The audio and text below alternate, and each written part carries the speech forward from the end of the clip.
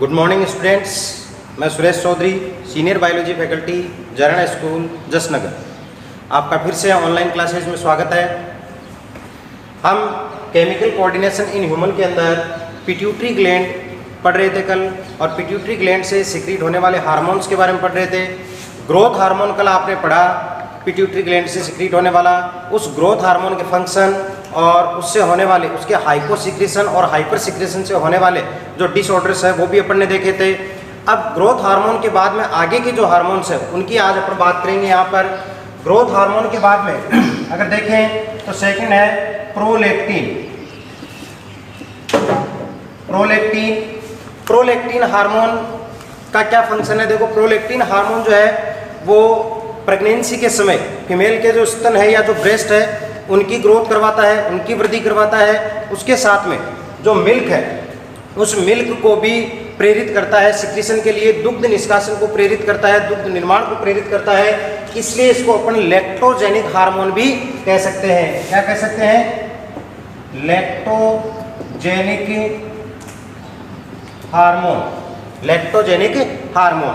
Prolactin के बाद में आपके हैं ACTH, एड्रिनोकोर्टिकोट्रोपिक हार्मोन।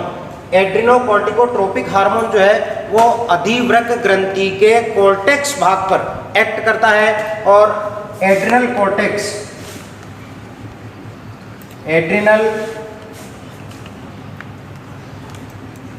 कोर्टेक्स के ऊपर एक्ट करेगा, और एड्रिनल कोर्टेक्स के द्वारा जो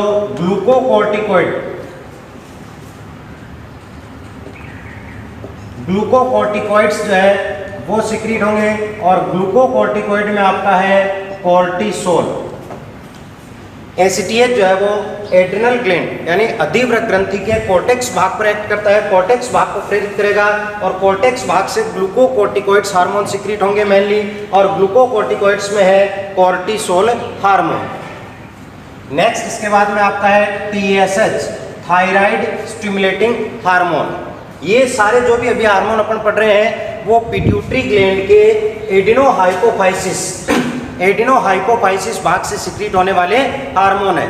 अग्रपाली से स्रावित होने वाले हार्मोन अपने चल रहे हैं। तो TSH आपके है थायराइड स्टिमुलेटिंग हार्मोन, यानी थायराइड ग्रंथि को प्रेरित करने वाला। तो ये हार्मोन जो है वो आपके किसको प्रेरित करेगा?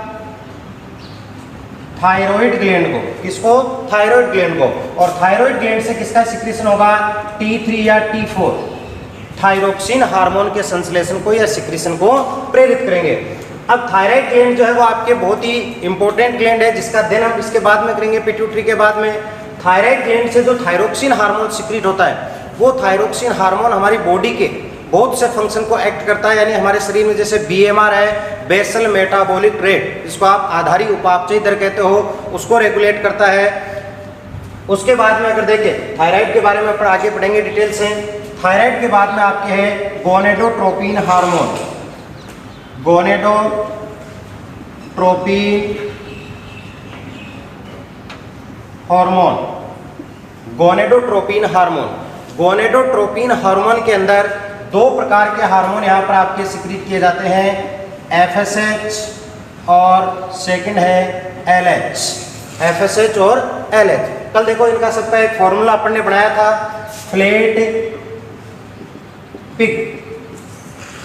जो एडिनोहाइपोफाइसिस या पीयूष ग्रंथि की अग्रपाली है उसके द्वारा स्रावित होने वाले हार्मोन्स के बारे में अपन ने एक फॉर्मूला बनाया था, फ्लैट पिक। FSH, L का मतलब LH, ACTH, TSH, प्रोलैक्टिन और ग्रोथ हार्मोन, इन्हीं के बारे में पढ़ रहे हैं। तो गोनेडोट्रोपिन हार्मोन के अंदर अगर देखें तो दो प्रकार के हार्मोन है, FSH और LH। अब अपन ये देखते हैं कि FSH जो फॉलिकल स्टिमुलेटिंग हार्मोन है और ल्यूटिनाइजिंग जो हार्मोन है, ये मेल व फीमेल में किस प्रकार से एक्ट करते हैं, क्या फंक्शन है। तो सबसे पहले अपन लेते हैं FSH को। FSH मेल और फीमेल दोनों में अपन इसका अलग अलग रोल देखेंगे, मेल और फीमेल के अंदर। मेल के अंदर अगर FSH की बात करें तो मेल के अंदर FSH क्या करता है, जो शुक्रजनक नलिकाएं हैं, शुक्र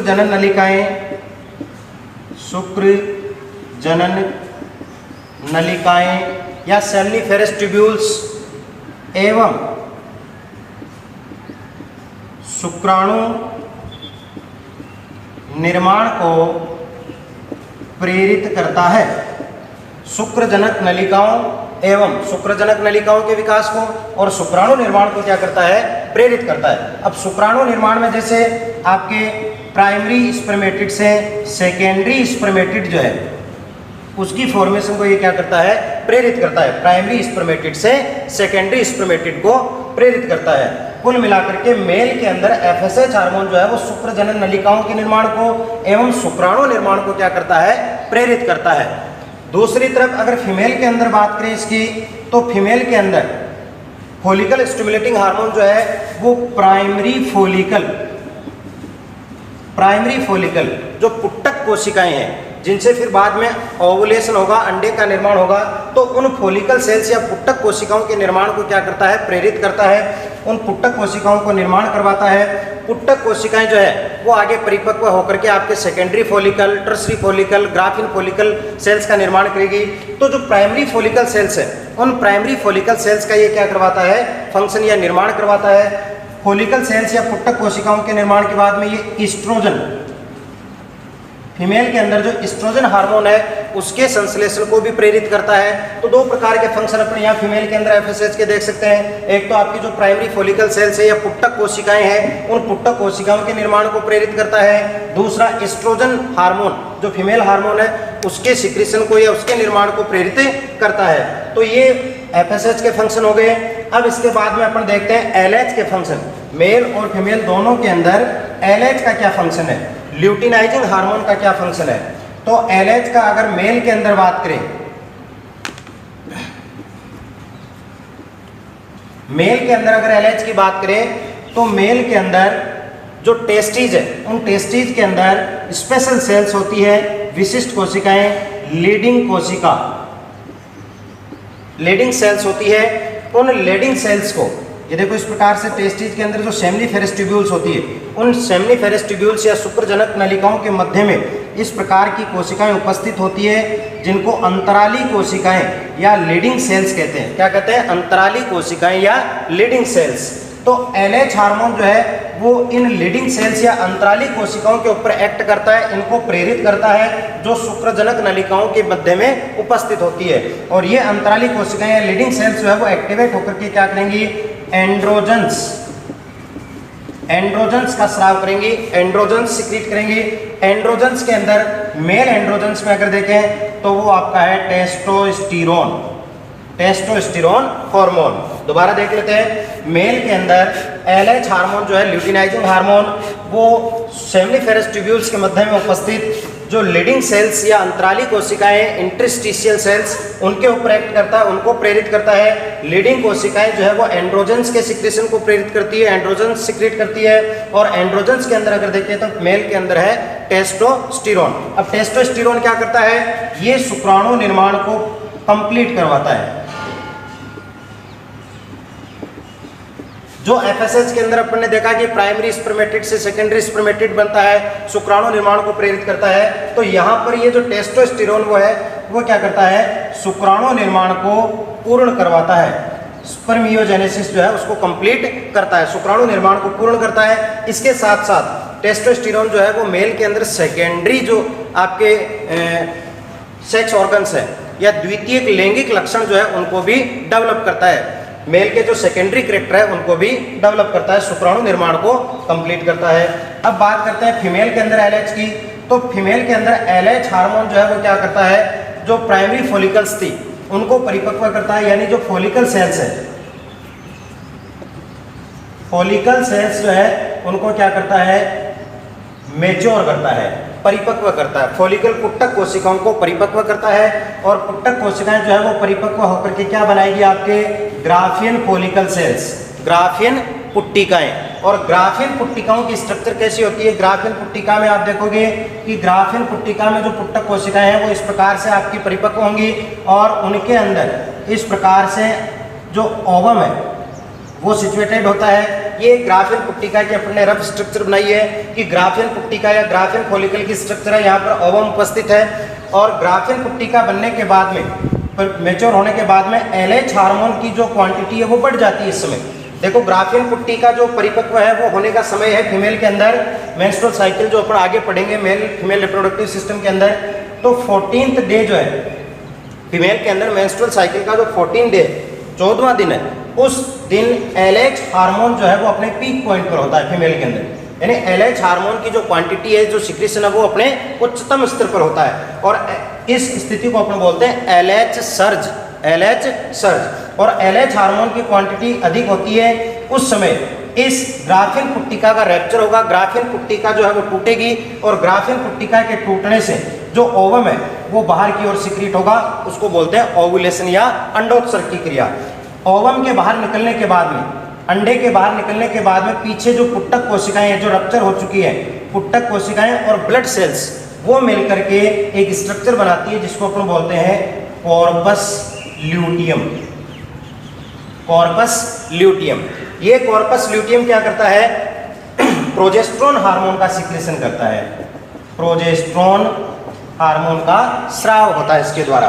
दोबारा देखते हैं एक बार, फीमेल के अंदर LH हार्मोन जो है वो फोलिकल सेल्स को यानी पुट्टक कोशिकाओं को परिपक्व करता है, मेच्योर करता है, उसी के साथ ग्राफिन पुट्टिका के निर्माण को प्रेरित करता है। ग्राफिन फोलिकल सेल्स जो मेच्योर होगी और ग्राफिन पुट्टिका की स्ट्रक्चर देखें तो जहाँ पर आपका ओवम उपस्थित है और वो 14 डे यानी मेंस्ट्रुअल साइकिल के 14वें दिन जो है वो LH हार्मोन अपने पीक पॉइंट पर होगा और ये LH हार्मोन क्या करता है? इस अंडोत्सर्ग की क्रिया को प्रेरित करता है।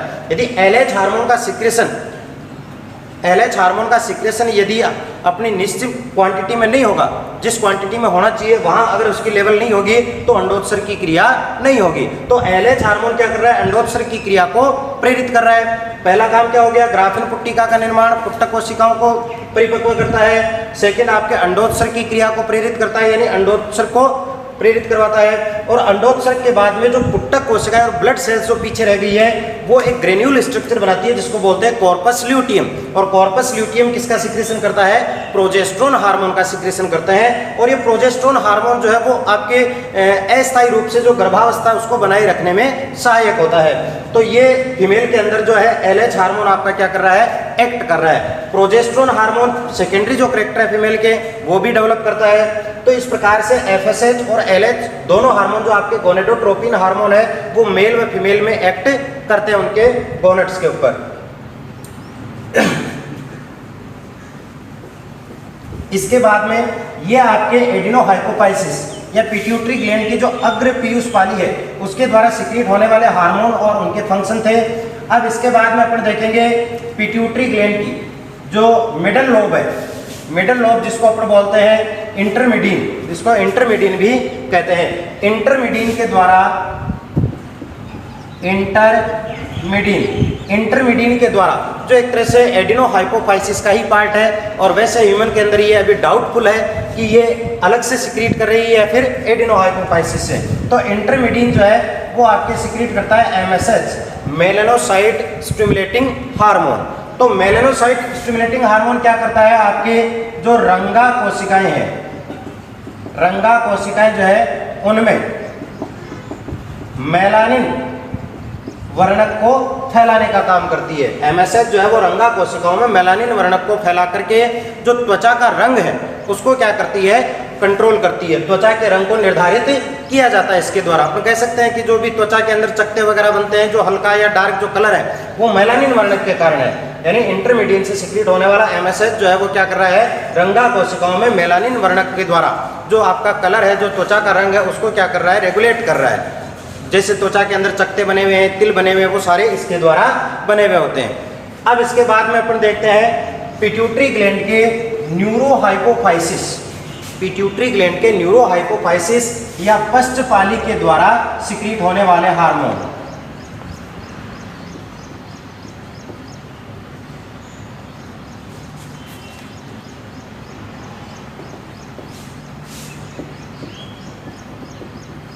न्यूरोहाइपोफाइसिस या पश्चपाली के द्वारा सिक्रीट होने वाले हार्मोन।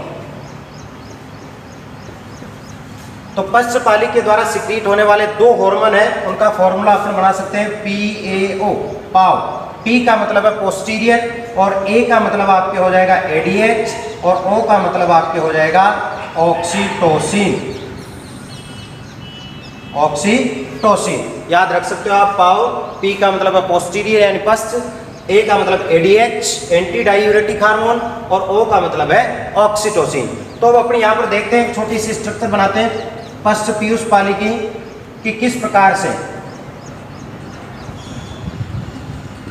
तो यहाँ पर अपन देख सकते हैं कि जो न्यूरॉन्स हैं वो आपके इस प्रकार से ऊपर से 2 प्रकार के न्यूरॉन जो है वो पश्च पाली के अंदर, जो इसका नीचे का पार्ट है जिसको अपन बोल सकते हैं न्यूरोहाइपोफाइसिस, न्यूरोहाइपोफाइसिस। इस न्यूरोहाइपोफाइसिस पार्ट के अंदर जो है वो आपके हार्मोन्स को ला करके छोड़ता है। यहाँ पर 2 प्रकार के न्यूरॉन आपको दिखाई दे रहे हैं। एक आपका जो है वो पैरावेंट्रिकुलर न्यूरॉन है, PVN, पैरावेंट्रिकुलर न्यूरॉन, और एक जो है उसको बोलते हैं अपन SON, सुप्रा ऑप्टिक न्यूरॉन या नर्व। पैरावेंट्रिकुलर न्यूरॉन और सुप्रा ऑप्टिक न्यूरॉन, 2 प्रकार के न्यूरॉन यहाँ पर स्ट्रक्चर बनी हुई है जो आपके हाइपोथैलेमस के अंदर उपस्थित होते हैं। यह हाइपोथैलेमस का पार्ट है, और नीचे की ओर अपन देखें तो ये आपके न्यूरोहाइपोफाइसिस जहाँ पर लिखा हुआ है, ये ऊपर के जो पैरावेंट्रिकुलर न्यूरॉन और सुप्रा ऑप्टिक न्यूरॉन जो है वो हाइपोथैलेमस के अंदर रहते हैं, और यहाँ से हार्मोन्स को ये जो ऊपर का पार्ट है वो डेंड्रोट्स है, ये एक्सोन पार्ट है इस न्यूरॉन का।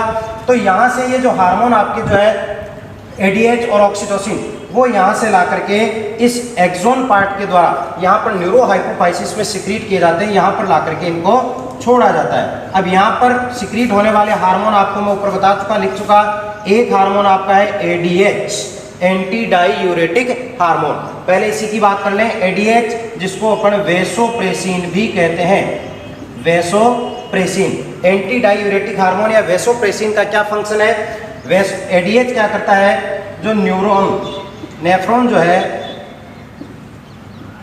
नेफ्रॉन की जो DCT पार्ट है, नेफ्रॉन की स्ट्रक्चर पर पढ़ते हैं, उसमें जो दूरस्थ कुंडलित नलिका होती है DCT, उस DCT के अंदर जल का जो अवशोषण है, जल का अवशोषण है उसको बढ़ाता है, यानी जल के अवशोषण को बढ़ाता है, एब्जॉर्प्शन, वाटर एब्जॉर्प्शन को बढ़ाता है। जब जल का अवशोषण होगा यूरिन से, नेफ्रॉन क्या करता है, यूरिन का फिल्ट्रेशन, तो यहाँ पर नेफ्रॉन की DCT से जब जल का अवशोषण होगा तो यहाँ इस नेफ्रॉन के अंदर जो यूरिन है, यूरिन जो है वो क्या हो जाएगा, कंसंट्रेट हो जाएगा, सांद्रित।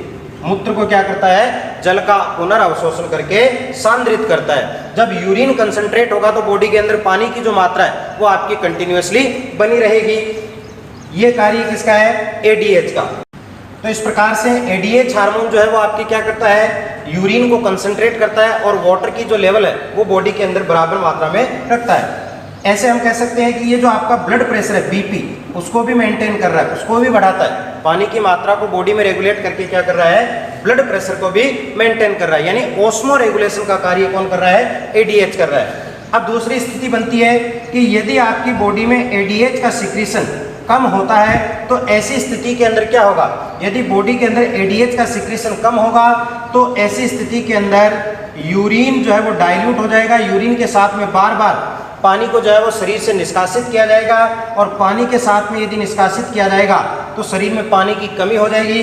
ऐसी स्थिति को अपन बोलते हैं मूत्रलता, मूत्रलता क्या कहते हैं, मूत्रलता। और इसके कारण यदि बार बार ऐसी स्थिति होती है तो इस डिजीज को अपन बोलते हैं डायबिटीज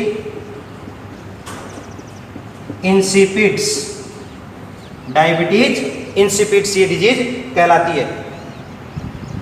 कुछ ऐसे आपके फैक्टर हैं जो डाईयूरेटिक फैक्टर जिनको अपन कहते हैं। डाईयूरेटिक फैक्टर का मतलब है जो यूरिन के साथ में पानी को अधिक निष्कासित करवाते हैं और ADH के सिक्रीशन को रोकते हैं, उनको अपन बोलते हैं डाईयूरेटिक सब्सटेंस, डाईयूरेटिक सब्सटेंस या पदार्थ। तो डाईयूरेटिक सब्सटेंस में अपन देख सकते हैं चाय, कॉफी, अल्कोहल या शराब। तो ये ऐसे सब्सटेंस है जिनका अधिक सेवन करने से ADH का सिक्रेशन क्या होगा, कम, और ऐसी स्थिति में आपके जो पानी है वो मूत्र के साथ में या यूरिन के साथ में अधिक मात्रा में बाहर की ओर निष्कासित होगा। इनको बोलते हैं डाईयूरेटिक सब्सटेंस। यह आपकी बात हो गई ADH या वेसोप्रेसिन की, जो एक तरह से ऑस्मो रेगुलेशन का आपकी बॉडी के अंदर काम कर रहा है, यानी पानी के अवशोषण को बढ़ा रहा है और इसकी अगर सिक्रेशन कम होगा, एडीएच का अगर सिक्रेशन कम होता है तो ऐसी स्थिति में बॉडी से पानी जो है वो बार बार यूरिन के साथ में बाहर की ओर सिक्रेट होगा और ऐसी डिजीज को अपन बोलते हैं डायबिटीज इंसिपिड्स। दूसरा हार्मोन जिसकी अपन बात करते हैं यहाँ पर, दूसरा हार्मोन आपका है ऑक्सीटोसिन। ऑक्सीटोसिन या पीटोसिन, ऑक्सीटोसिन या पीटोसिन भी जिसको कहते हैं। तो ऑक्सीटोसिन का क्या फंक्शन है, देखो फीमेल के अंदर जब प्रसव की क्रिया होती है तो प्रसव क्रिया के समय प्रसव पीड़ा जो है उसको शुरू करवाता है। एक तो प्रसव क्रिया के समय प्रसव पीड़ा, यानी जब शिशु का बर्थ होगा तो उस समय जो पीड़ा होगी प्रसव पीड़ा, उस प्रसव पीड़ा को शुरू करवाता है। उसके बाद में जो मादा के गर्भाशय की, जो यूट्रस के नीचे की और वेजाइना के पास में जो अनैच्छिक पेशियां हैं, उन अनैच्छिक पेशियों को क्या करवाएगा, कॉन्ट्रैक्ट करवाएगा ताकि जो शिशु है उसका बर्थ आसानी से हो सके। प्रसव क्रिया में प्रसव पीड़ा प्रारंभ करवाता है, अनैच्छिक पेशियों को क्या करता है, संकुचित करता है और उसके बाद में उन पेशियों को वापस सामान्य स्थिति में भी लाने का काम करता है। तो एक कार्य तो ये हो गया इसका प्रेगनेंसी के समय। फिर दूसरा कार्य इसका है कि ये मिल्क, जो दूध है, उस दूध के स्राव को भी क्या करता है, प्रेरित करता है। आफ्टर बर्थ या प्रसव क्रिया के बाद में जो मादा के द्वारा स्तनपान करवाया जाएगा शिशु को, उस समय जो शिशु के द्वारा स्तनपान करते समय जो दुग्ध ग्रहण किया जाएगा, उस दुग्ध के निष्कासन को यानी दुग्ध के स्राव को प्रेरित करने का काम भी कौन करता है, ऑक्सीटोसिन हार्मोन करता है। तो ये दुग्ध निष्कासन में भी आपके सहायक है, प्रसव पीड़ा भी प्रारंभ करवाता है और अनैच्छिक पेशियों को भी क्या करता है, संकुचित करता है प्रसव क्रिया के समय। ये आपके हार्मोन थे पिट्यूटरी ग्लैंड की एडेनोहाइपोफाइसिस और इंटरमीडियन व न्यूरोहाइपोफाइसिस यानी पश्चपाली के द्वारा स्रावित होने वाले हार्मोन और उनके फंक्शन क्या क्या वो एक्ट करते हैं। अब इसके बाद में अपन पढ़ेंगे आगे थायराइड ग्लैंड और उससे स्रावित होने वाले हार्मोन और उनके फंक्शन। आज के लिए इतना ही।